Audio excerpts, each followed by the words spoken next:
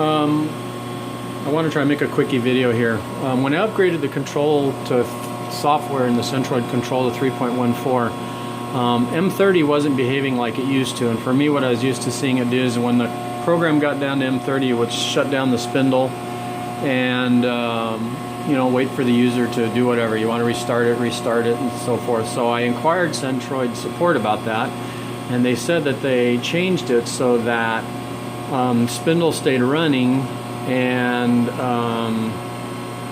you could just hit start and you could run another part. I guess, you know, CNC programming and operation isn't my forte. I'm an electrician and I'm kind of interested in the controls over programming, but you know, you got to learn the programming to run the control. So anyway, they suggested that I create a macro, an M30 macro.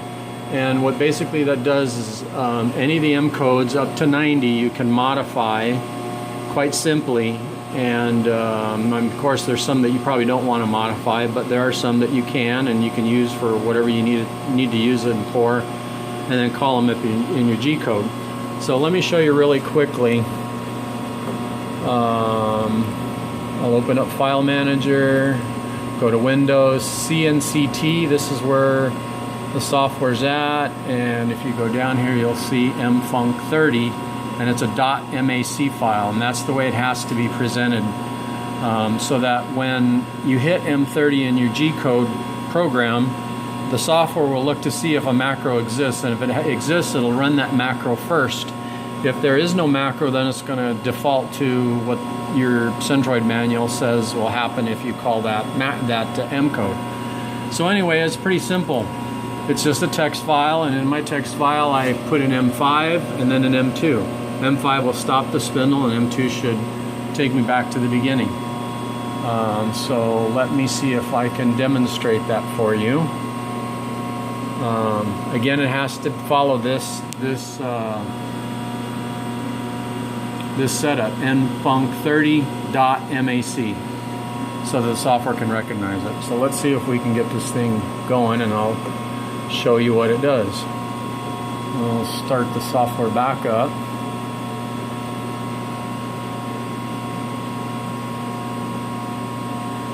Okay, I'm gonna do that, and we're already homed, and it says press cycle start to start the job, so I'm going to do that. It's waiting for cycle start, and it's just going to cut air just for a demo. I think it's always a good idea to crank the feed rate override way down until you're satisfied that ugly things won't happen.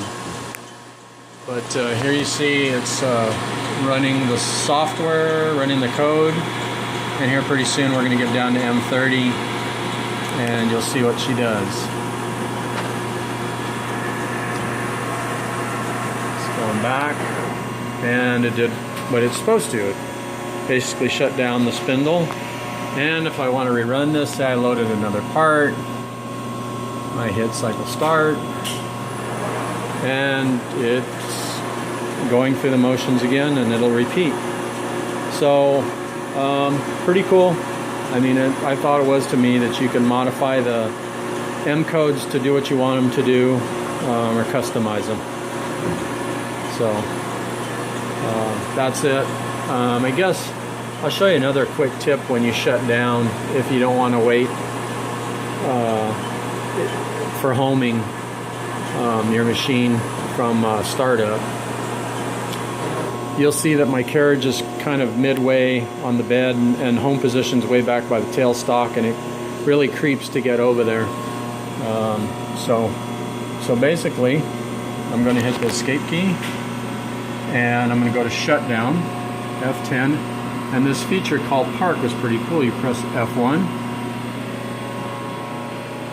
and you press cycle start, and it'll take that carriage almost all the way to home. So the next time you fire up the machine and you home it, it doesn't have very far to go. It's I know some Centroid users probably understand that, know that. I'm new to Centroid. I didn't know that, so I just thought it was a cool feature. And then we do an F9. And I could have shut down from there, but I'll just shut down from typical Windows.